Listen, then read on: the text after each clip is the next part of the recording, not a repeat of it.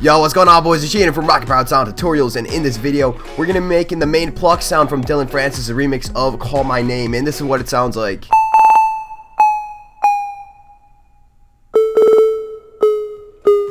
Obviously, it sounds a lot less hyped up by itself, but I promise you this is the same exact sound. And if you guys like this sound, drop a like right now. Let's get this video to 150 likes.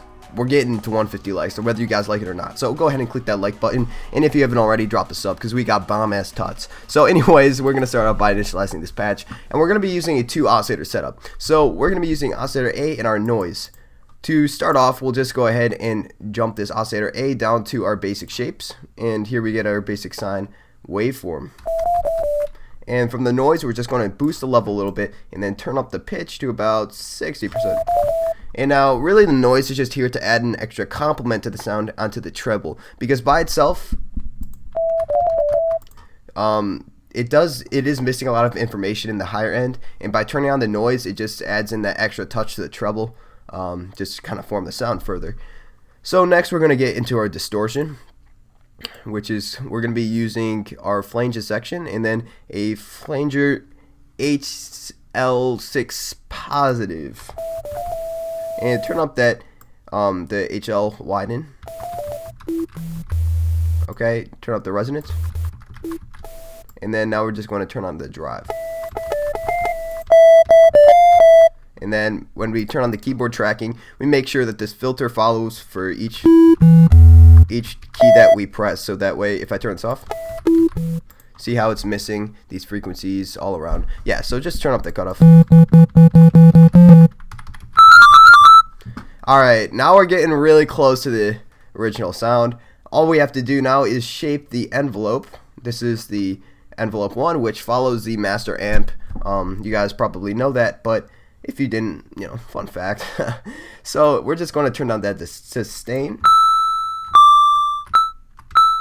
till we get here, add a little bit of release.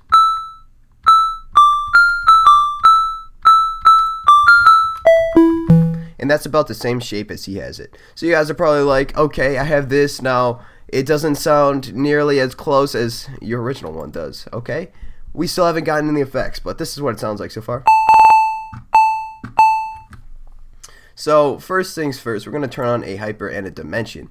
Now the hyper, we're just going to turn down that mix to about 3. We don't want too heavy an effect there, but it does add in a little extra touch.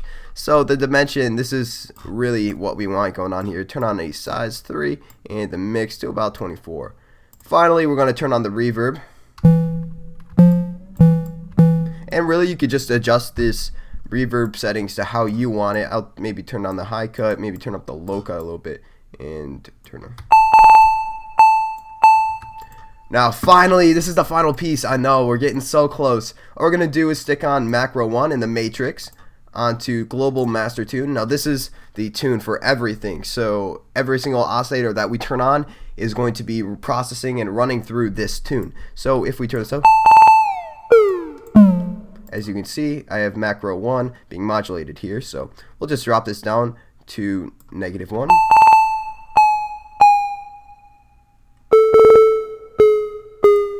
And that's all it took to make this sound. I know the sound was a lot simpler than my normal tutorials are.